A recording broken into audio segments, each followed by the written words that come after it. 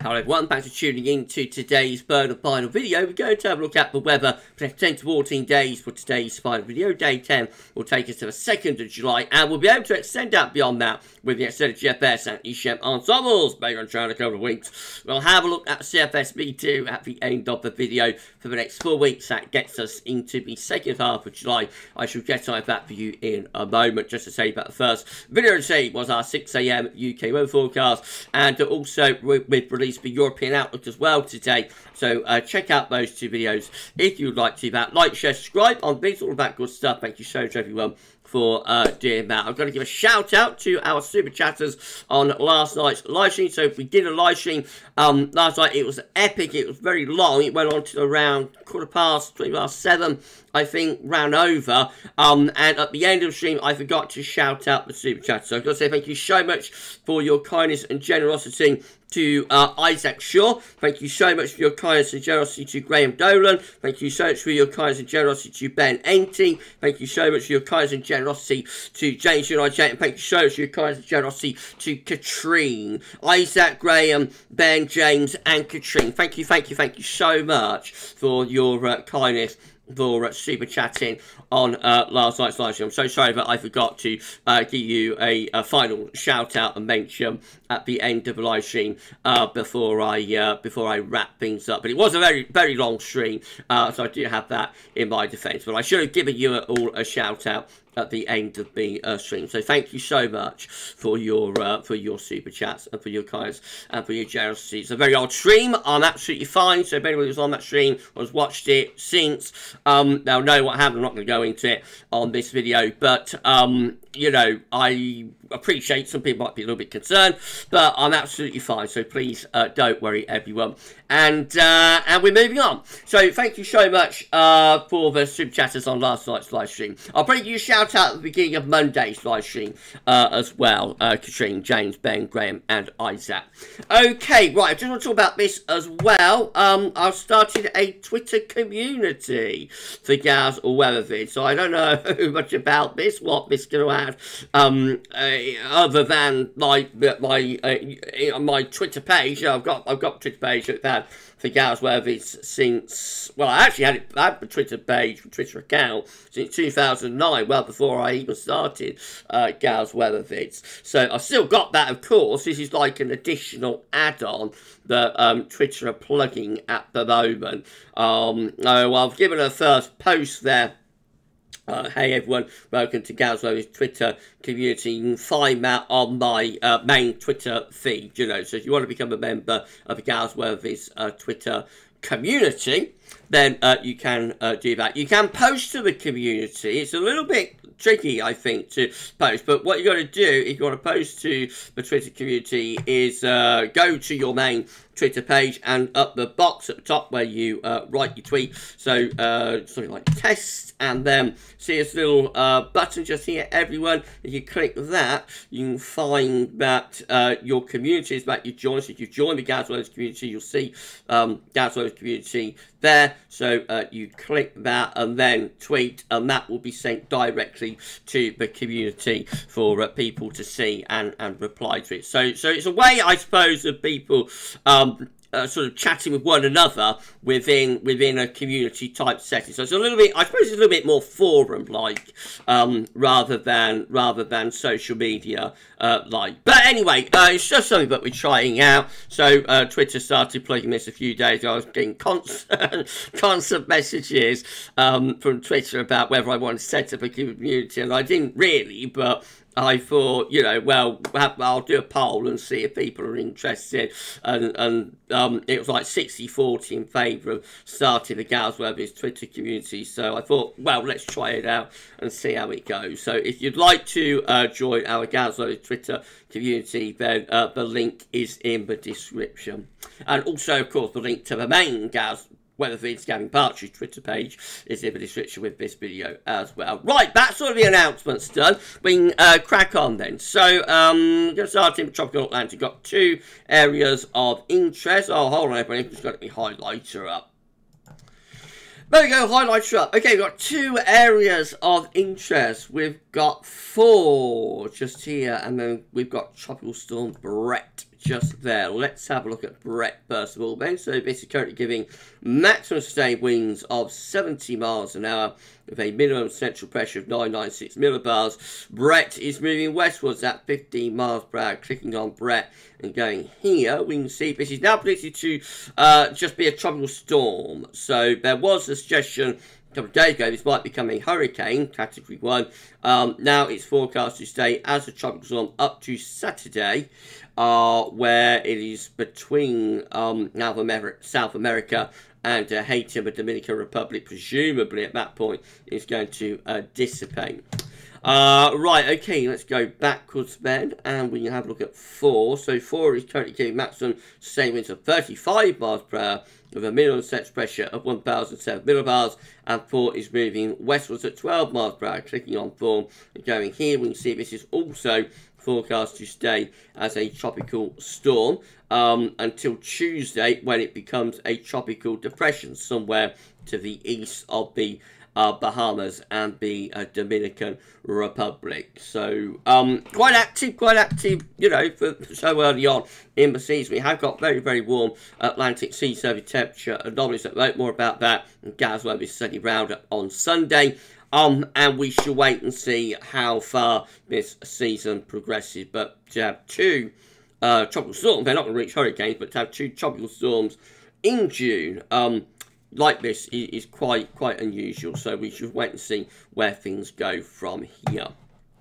Right, central temperature, I don't think we've updated yet. No, it hasn't. It's still sitting at 16.6, which is 2.5 degrees above average provisional to yesterday, to the 20th of June. So we'll bring you up to date with that tomorrow. I've recorded this video a little bit earlier than normal because I've got a busy afternoon to come. I'm off to the gym to be coached by my personal trainer Jack this afternoon, so I've got to get the video recorded today. So yeah, we'll bring you an update with like the updated CT to today tomorrow.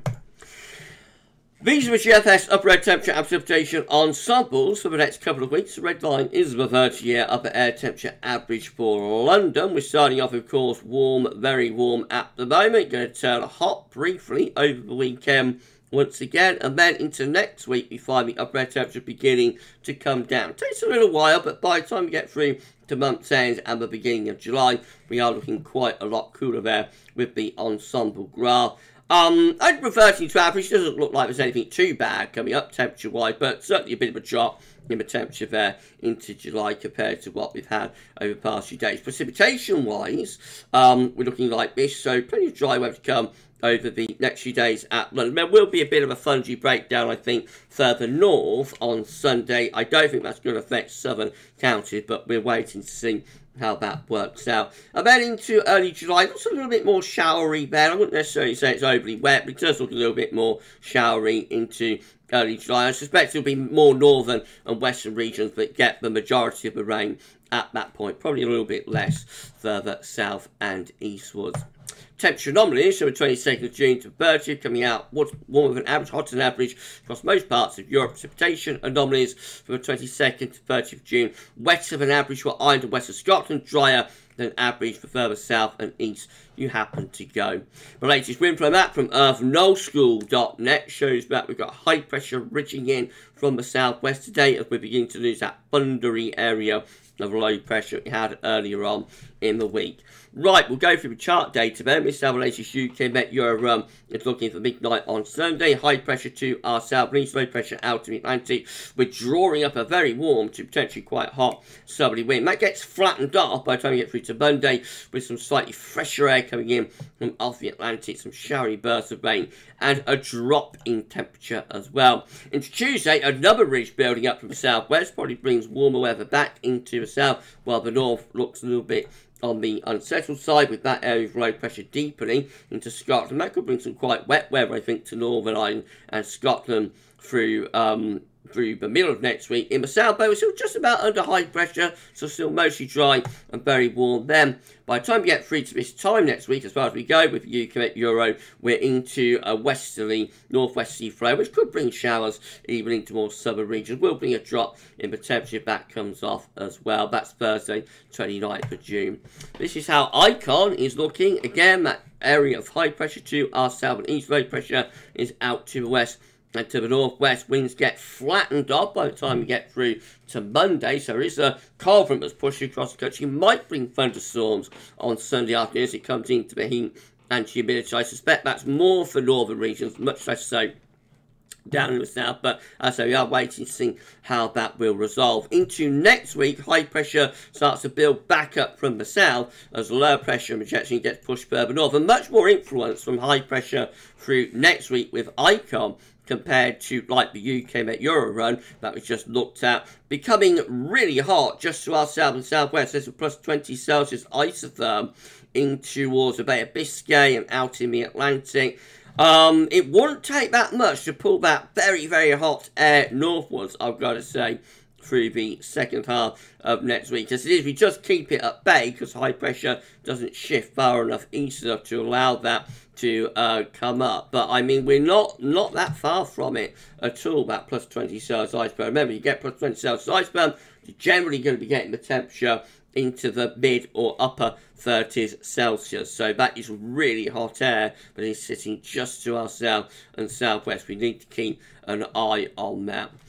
Scotland actually quite cool though by Thursday. Big temperature contrast there from northern Scotland to like northern parts of France. GFS midnight run again has that area of high pressure over to the east coast on Sunday. Low pressure out to west, withdrawing up those very warm, hot or very warm or hot southerly winds. Bit cooler and fresher early next week, but still mostly dry into the south. Quite warm, a little bit more unsettled and cooler to the north. That's Wednesday, so north-south split. Cool and rather showery for Scotland, Northern Ireland. Warm and dry, probably for England and Wales. Now, by Thursday, that high pressure pulls out into the middle of the Atlantic as low pressure deepens to the north of Scotland, begins to start pulling in a cooler and more showery northwesterly flow. And we go into a rather cool and showery first weekend of July here with the GFS midnight run. Winds in from the northwest, so that brings showers particularly to northern and western regions. And probably quite a significant drop, well, definitely a significant drop in temperature as well. Beyond that, the extent range turns even more unsettled, so we're well out, you know, beyond day 10 now with Tuesday the 4th of July. This low pressure area drops in from the north. That will bring more persistent spells of rain and cool temperatures. And then the rest of the GFS midnight run looks really quite grim, to say the least, with low pressure not all that far away, bringing showers and or longer spells of rain and cooler, significantly cooler temperatures as well. Now I haven't got a 6 set up, so I tell you what I'll do. We'll go back and we'll do it all over again, but this time we'll do it with a 6 set. How does that sound? So, scenario for Sunday: high pressure to our south and east, low pressure to the north and west. We're looking very warm, hot on Sunday in the southeast, and as this low pressure with its cold front comes in from the west, it might trigger a thundery breakdown. Right, so let's go to 96 hours. Then we're into a flatter, fresher, sort of westerly type flow, bringing showers into the north. On into Tuesday, ridge of high pressure builds back into south, mostly dry, very warm for the south. This area of low pressure could bring cooler, showery conditions up in the north and in the northwest as well, though. Let's move on to Wednesday. So then low pressure brings a band of rain probably across the whole country, most of that in the north, though.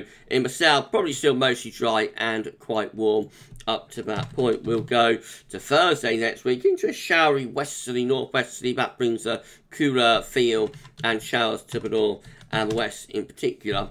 That's Friday next week, 30th of June, last day of the month. Again, northwesterly winds bring showers, especially to more northern and western regions. The southwest should be mostly dry though. And then beyond that, we head up towards day 10 and high pressure ridges into the south, being mostly dry and warm or very warm conditions there. Meanwhile, further north though, it looks a little bit showery again with those winds remaining from a westerly direction. Not as cool and unsettled with GFS 6Z compared to the midnight run. Beyond day 10, high pressure then looks like it's starting to get a real ascendancy and foothold, so high pressure building back up from the southwest. So all of that idea of a cool, showery first week to July is gone with the GFS 6N. Actually, it's reverting back to a much warmer and drier first week of July, with high pressure sitting right in over top of the country, bringing lots of dry, very warm weather, probably turning hot as the wind pulls in to the southeast. Let's have a look at the upper air temperatures. Yes, they're looking very warm, and very hot air again is there over France with plus 20 Celsius iceberg. I suspect this will be quite a significant warm outlier, but it just goes to show that it isn't necessarily the case that the first week of July is going to be cooler and showery. It may be, but the first week of July actually, in reality, in the end, is dry and very warm and or hot. By the very end of the GFS 6N, low pressure coming in off the Atlantic will be bringing more unsettled conditions, but it takes until like the 7th or the 8th of July to get there. If you enjoyed the video, please can you like, share, subscribe. Thank you so much everybody for doing that. Drop a comment, let us know what you think about this and all of our videos. And don't forget to tell your friends about GavsWeatherVids. We thank you so much, everybody, for doing that. Okay, GM, again, looks like this, with high pressure to south and east on sunny, low pressure way to west of the northwest, pulling up those very warm and or hot southerly winds into the beginning of next week. Turns more unsettled into the northwest with showers along spells of rain, still mostly dry and very warm down in the south bay. That's Wednesday, showery in the north, dry and very warm or hot in the south. Second half next week pulls that high pressure out into the Atlantic, turns things cooler, winds going into the northwest and showery as well. And then as we move up towards day 10, increasingly cool and unsettled with the GM. So that's how we end up. By day 10, we finish up with low pressure somewhere to the north-northeast of Scotland. High pressure pulled well away from us into the middle of the Atlantic. Now we bring down a cool, chilly northwesterly wind, and this low pressure will be bringing showers or longer spells of rain as well. Big change there for the beginning of July. That's the 2nd of July, day 10 with the GM. And then the ECM looks like this. Once more high pressure is to our south and east. On Sunday we bring up that very warm, locally quite hot southerly flow. We're into a fresher westerly mode by the time we get into Monday. And then the second half of next week, or middle of next week, sees low pressure coming to the north and northwest, bringing spells of rain, probably mostly dry and warm down in the south. But by the second half of next week, the ECM is also turning significantly cooler and more unsettled across most parts of the country, in fact all parts of the country, as we go to day 9 and day 10.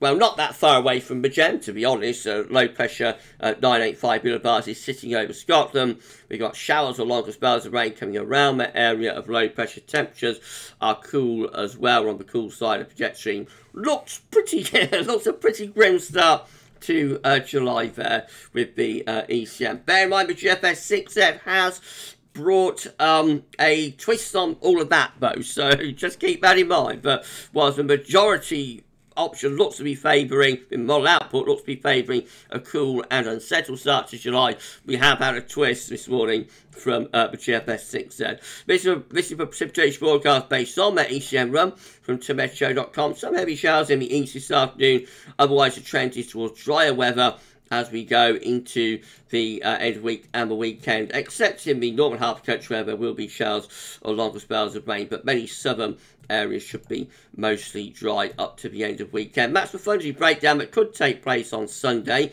That weather system pushing across the country, that's particularly for the north, a little bit less so down in the south though. And then beyond that we go into next week, starting off reasonably dry in the south and southeast, showers, longer spells of rain in the north and the northwest, but by the time we get through to the second half next week, all areas are at risk of heavy rain and or showers moving through sort of days 8, 9 and 10.